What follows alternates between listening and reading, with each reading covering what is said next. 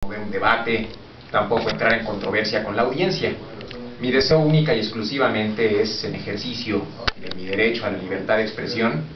mi función es venir a manifestar cuál es la postura que la ideología conservadora ha mantenido a lo largo de los últimos 200 años en relación a las formas de gobierno, en relación a los verdaderos héroes, en relación a lo que debería de ser la historia que nos deberían de contar en las escuelas. Esa es la función que venimos a compartir. El venir a transmitirles este mensaje, el venir a transmitirles esta posibilidad de ubicar cuál es esa historia, pues para no tratar de cometer los mismos errores. Bueno, pues es inevitable, antes de comenzar con esta exposición, remontarnos a los años previos al histórico 1821, al histórico año de la virtud, en que, como todos sabemos, se inició en el virreinato de la Nueva España una cruenta lucha, en apariencia bajo supuestos ideales de independencia y libertad, una lucha que para la maniquea historia oficial comenzó la madrugada del 16 de septiembre de 1810, cuando el depravado cura Hidalgo, resentido porque la invasión napoleónica a España había afectado al virreinato, perdiendo haciendas de su propiedad en los territorios de Michoacán y Guanajuato,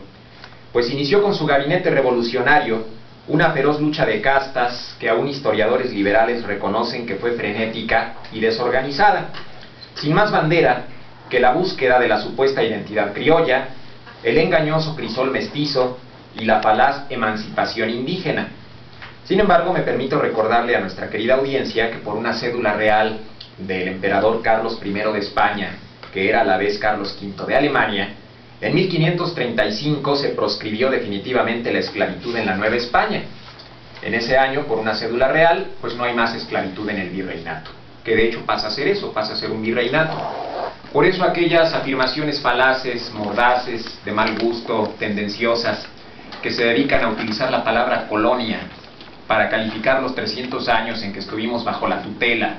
del más católico y civilizado de los imperios del orbe, que era el Imperio Español, pues esa es una mentira. México no fue colonia de España, jamás fue colonia de España. En 1535, repetimos, se prohíbe la esclavitud y con ello automáticamente se forma un virreinato. Llega el primer virrey a nuestra tierra. Seguramente la audiencia lo sabe y si no me voy a permitir recordarlo, hay una diferencia jurídica muy grande entre colonia y virreinato. En una colonia la esclavitud está permitida, como pasó con el vecino país del norte, que hasta en su constitución decía textualmente, apoyada en bases aparentemente religiosas, aparentemente bíblicas, ¿sí? Ahí se decía que la esclavitud era legítima y que por tanto era posible ejercerla y que por tanto los esclavos, la mayor parte de ellos africanos, eran pues animales o propiedades de sus amos que tenían todo el derecho a hacer lo que quisieran con ellos. En el vecino país del norte, que para muchos es un faro a seguir, pues como fue colonia todo el tiempo hasta que se da su famosa independencia, la famosa independencia de las 13 colonias, pues ahí sí podemos hablar de una colonización. Nuestro país fue un virreinato. ¿Qué implica jurídicamente eso? Implica que no hay esclavitud, implica que aquí nos gobierna un virrey, que es una figura local, implica que el arte y la cultura se pueden desarrollar ampliamente, implica, nos guste o no, que vivimos bajo el cobijo de una monarquía, vivimos bajo el cobijo de un país fuerte, que va a dirigir a una nación que es débil o que se está desarrollando hasta que ésta por sí sola puede alcanzar su independencia. Por tanto, esa machacada versión histórica que continuamente nos dice que Hidalgo prohibió la esclavitud a finales de 1810, pues es algo más inexacto que una moneda de 3 pesos, créanme. Hidalgo, sacerdote, reformador y liberal, que además está comprobado que era masón en grado 33, y además fue progenitor de un linaje que subsiste hasta nuestros días en algunos modestos barrios de la capital y de la ciudad de Guadalajara, encabezó su destructiva lucha por espacio de 8 meses, hasta que fue aprehendido en Acatita de Baján y procesado en Chihuahua, donde, acusado de alta traición a la patria, fue fusilado. A pesar de que, tal y como lo confiesa el intelectual mexicano Salvador Borrego en su clásico América Peligra, escribió una carta que la historia oficial oculta, abjurando de sus errores y pidiendo perdón por los innumerables delitos y crímenes que cometió como cabeza de la insurgencia liberal, así como por las viudas y huérfanos que dejó, la profusión de sangre que derramó y por toda la destrucción que sus huestes revolucionarias hicieron en este nobilísimo suelo de la Nueva España. Desafortunadamente, bueno, pues la muerte del matricida Hidalgo pues no solucionó el problema, porque como todos ustedes saben, desde mediados de 1811 ocupó la cabeza de la insurrección el no menos liberal cura Morelos, también progenitor de varios individuos, el más famoso de ellos, Juan Nepomuceno Almonte, ¿sí?, que por cierto en los tiempos del Segundo Imperio se declaró un ardiente conservador, tal vez para oponerse a su padre biológico, ¿verdad? Tal vez para oponerse a los ideales que el hombre que de alguna manera lo engendró en tan escabrosas situaciones tenía.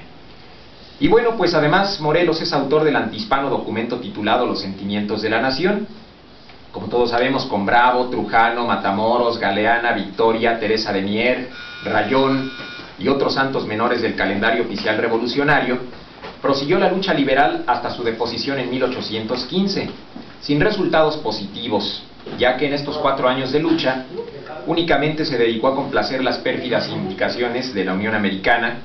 ya que, como la audiencia debe de saberlo, Morelos había recibido dinero, armas, tropas del secretario de Estado americano, Mr. Monroe,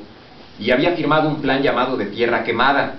que lanzaba indígenas a la lucha sin protección alguna y autorizaba la destrucción de haciendas, presas, acueductos y caseríos, así como el degüello y profanación de españoles, criollos, curas, doncellas, de forma pues por demás impía y cruel.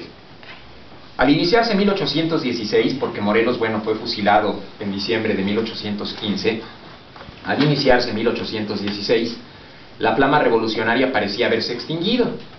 pero en las intrincadas montañas sudeñas, un inculto mulato, de quien se sabe, según los numerosos escritos de la época, que era tartamudo y con poca capacidad mental, pues aparece para reavivar esa flama revolucionaria. Era Vicente Guerrero. Él estuvo apoyado por el rebelde español Mina y por intrusos norteamericanos como Young, como Maylefer, como Sterling, y comenzó a asestar golpes al egregio edificio virreinal, logrando algunas modestas tomas como las de Zacatula, El Tamo y Tierra Caliente. Y así se pasó pues casi 4 años, hasta que llega el año 1820. Hay un certero e inesperado golpe en Europa que transforma radicalmente la marcha de los acontecimientos en América, particularmente en México. Un tal Riego iniciaba una revuelta que ponía en entredicho al debilitado Fernando VII, un monarca que había sido restituido en su cargo tras la derrota napoleónica de 1814, y quien, buscando de alguna manera legitimarse con sus enemigos y adversarios políticos, había aceptado jurar la masónica Constitución de Cádiz, que era totalmente ajena al alma monárquica y católica de España y de sus reinos de ultramar, por lo que los realistas novohispanos, a la cabeza don Agustín de Iturbide, don Agustín I, decidieron en las históricas juntas de la Profesa, que es el glorioso recinto donde se organizó la verdadera independencia nacional,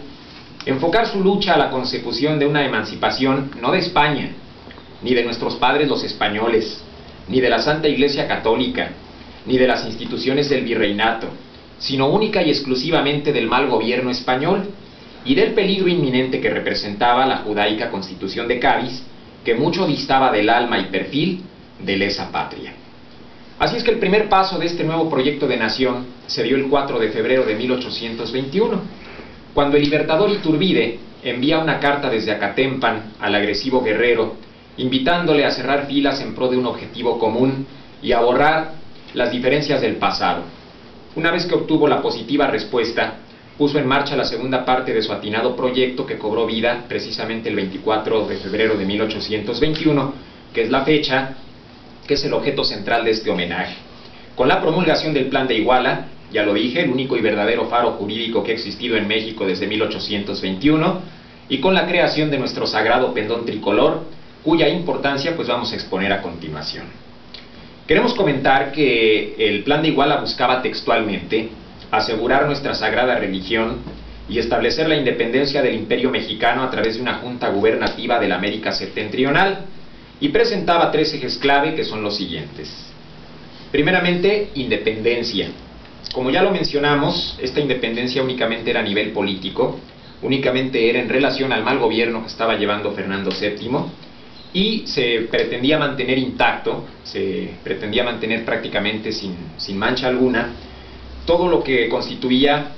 pues los elementos de cultura, de amor, de respeto, de veneración que se guardarían para la civilizadora y hacedora de esta tierra, nuestra madre España. Su gobierno sería una monarquía moderada, siendo su emperador incluso el propio Fernando VII, o en su defecto el serenísimo señor infante don Carlos, o tal vez el señor don Francisco de Paula, o el archiduque Carlos,